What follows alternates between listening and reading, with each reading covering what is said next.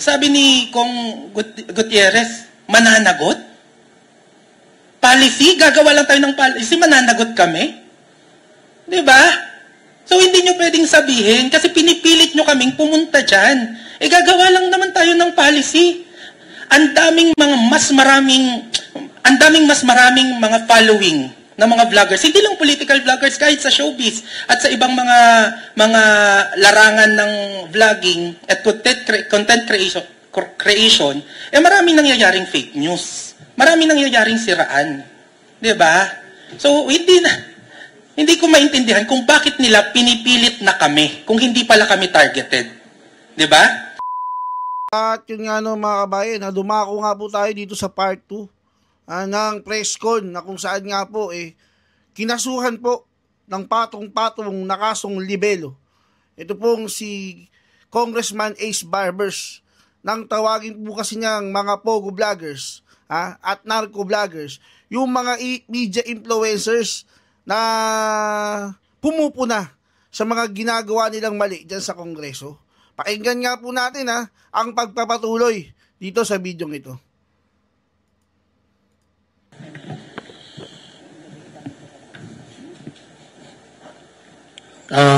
Kanina po, may pinost ako na-inspire ako kasi ni Dr. Lorena, no?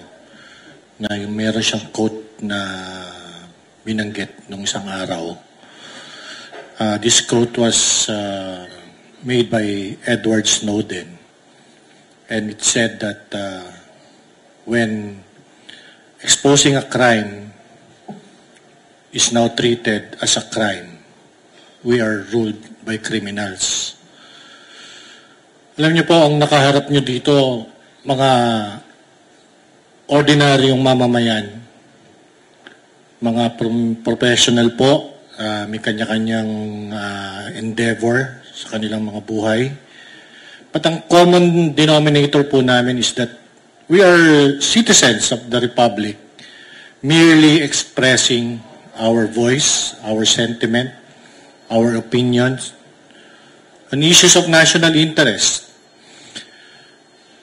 And nakakapagtaka po na bakit kami pinag-iinitan ngayon ng mga nasa gobyerno dahil po sa aming pag-express ng aming sentimiento.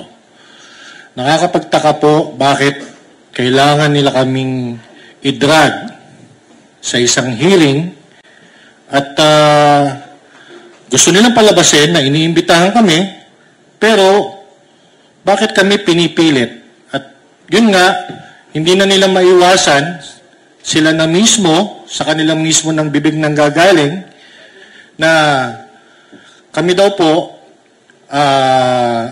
ay narco-vlogger, pogo-vlogger, sa kanila po nang galing.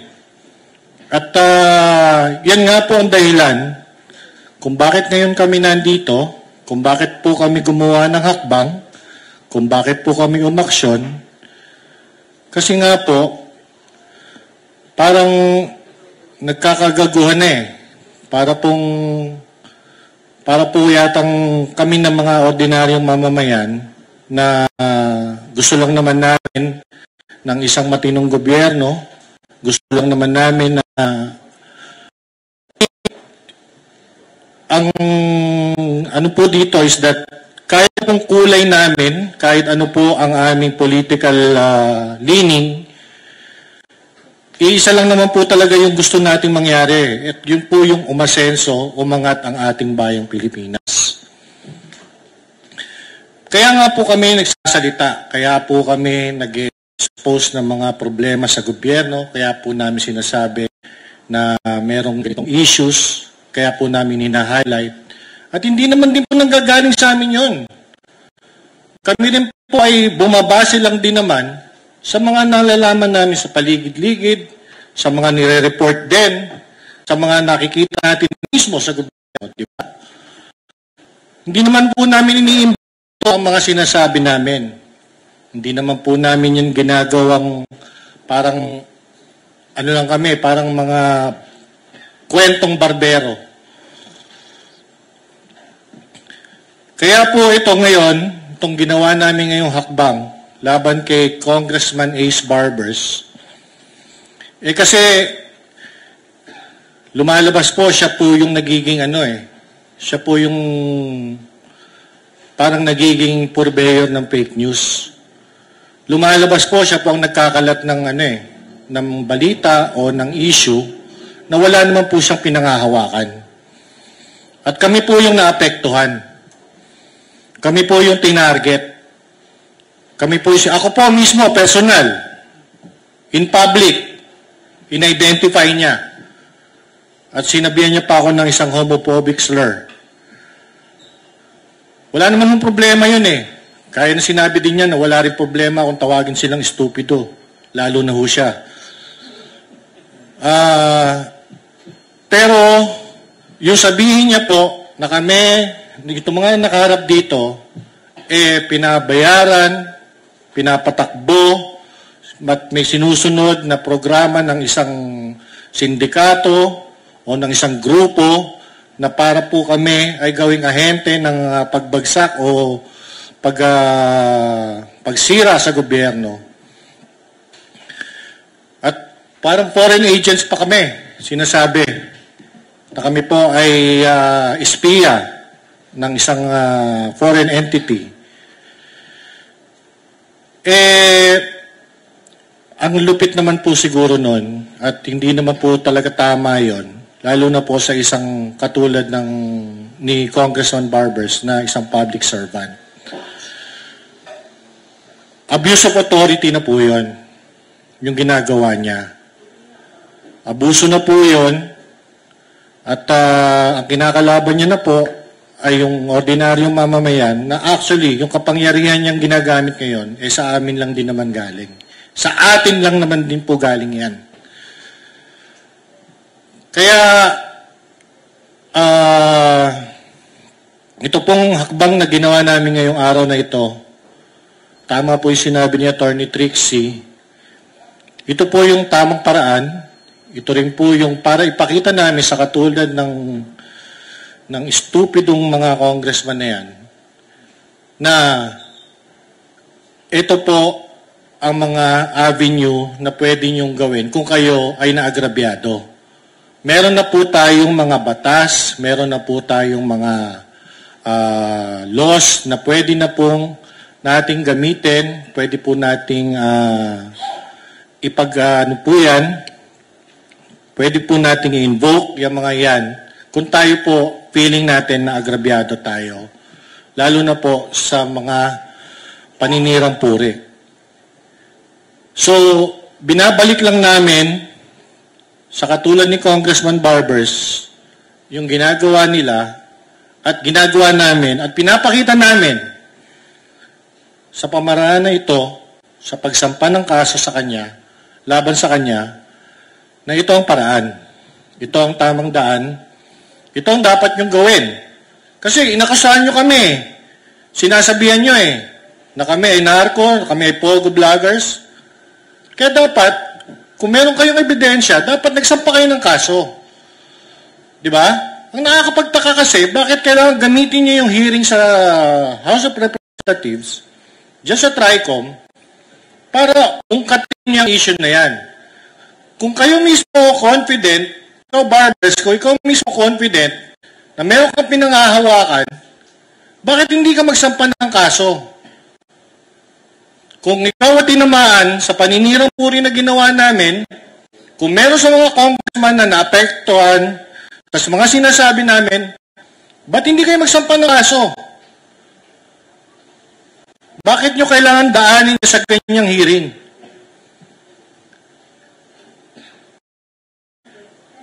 So yan po mga kababayan, yan po lang yung gusto namin maging mensahe dito sa aming ginawa.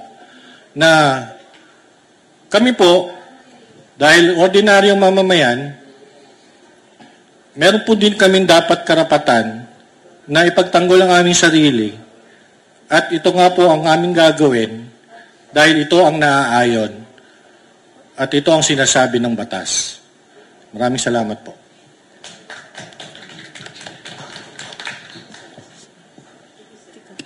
Coco. Sir Coco. Hello. Magandang gabi po sa inyong lahat. Ako po si Coco Locoy. Ako po yung nakapangalan sa dyaryo na Manuel Mata Jr. So, siguro wala naman sa amin dito na gusto na sa amin, walang may gusto dito na kami yung tinatawag na narco-vlogger.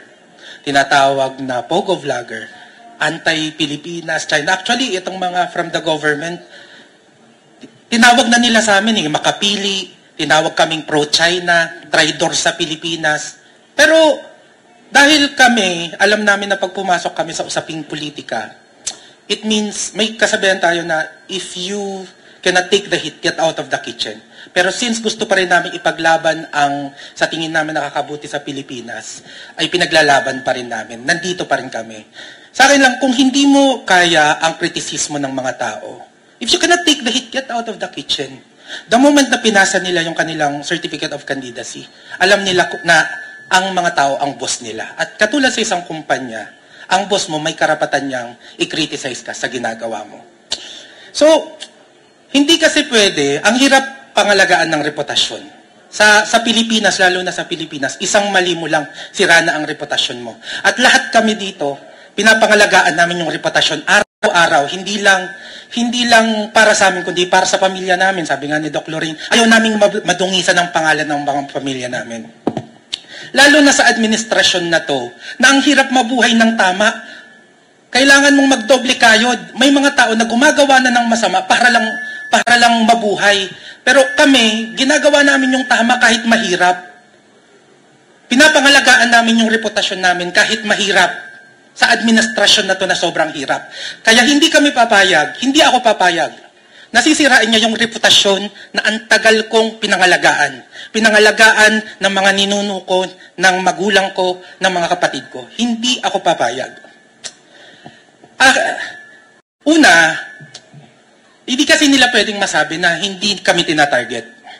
Kasi, kung gagawa lang pala sila ng pulisiya, kung gagawa lang pala sila ng guidelines, bakit pinipilit nila kami? Wala bang ibang vlogger na pwedeng magbigay sa kanila ng idea?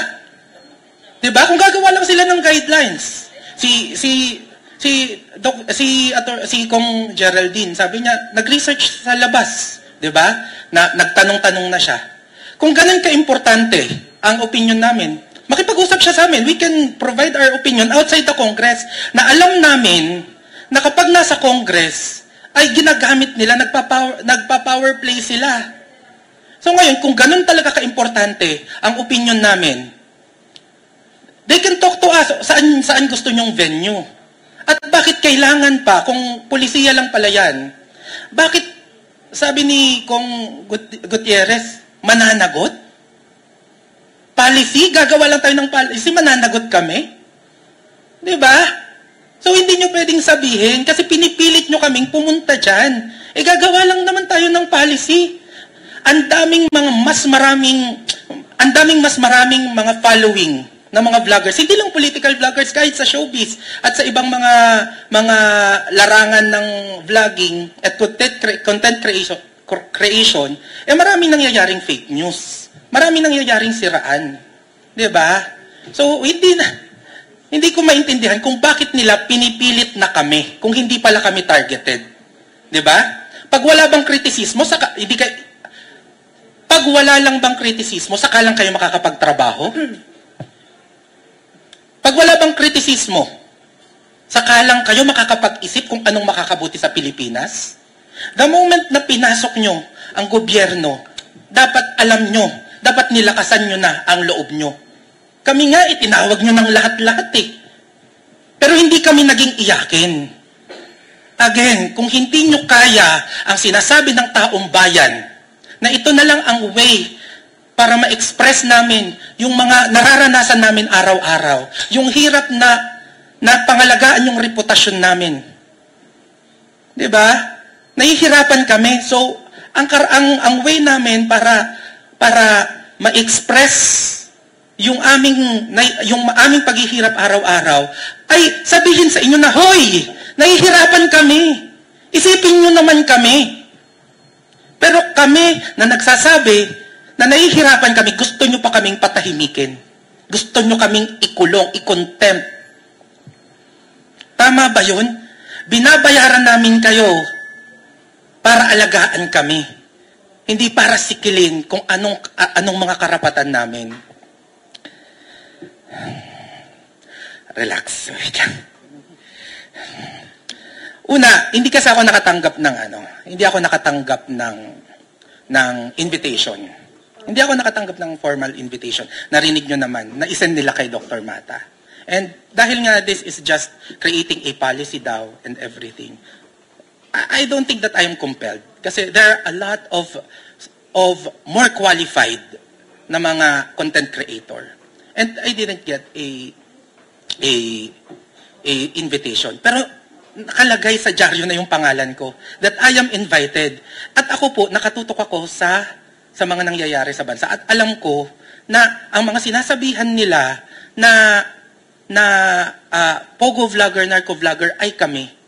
And the fact na ilagay mo doon yung pangalan ko, you made me a target. Sinabihan mo na ako na binabayaran ng drugs, ng drug money, na binabayaran ako ng pogo. Siguro bago nyo kami akusahan ng ganun, patunayan nyo muna na pogo vlogger kami. Na traidor ako sa bansa at lahat-lahat.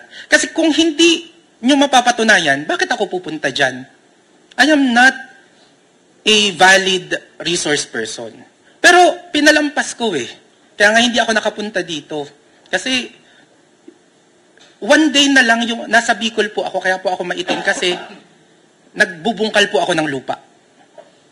Para mapangalagaan ang reputasyon ko, nagbubungkal po ako ng lupa para mabuhay lang araw-araw. Tapos sisirain lang ni Ace Barbers ng ganon. Pero sige, palampasin ko kasi hindi nga kami iyakin. 'Di ba? Pero the moment na ilabas mo dyan na may show cause order ako, it means something eh. Masama ang ibig sabihin nun. Anong iisipin ng komunidad ko, ng pamilya ko na may show cause order ako? At kahit sinong tao na makakabasa ng pangalan ko, at ang pangalan ko po ay Junior. Ako po ay pinangalan sa tatay ko. At ang pangalan, ang tatay ko po ay kilala sa amin na grabe ang reputasyon, na tumutulong. At hindi po ako papayag bilang Pilipino, sana po lahat tayo hindi papayag, na sirain lang ng mga taong to na binabayaran natin, na binibigyan natin ng kapangyarihan, ang pangalan na araw-araw ay pinagtatrabahuhan natin na hindi madungisan.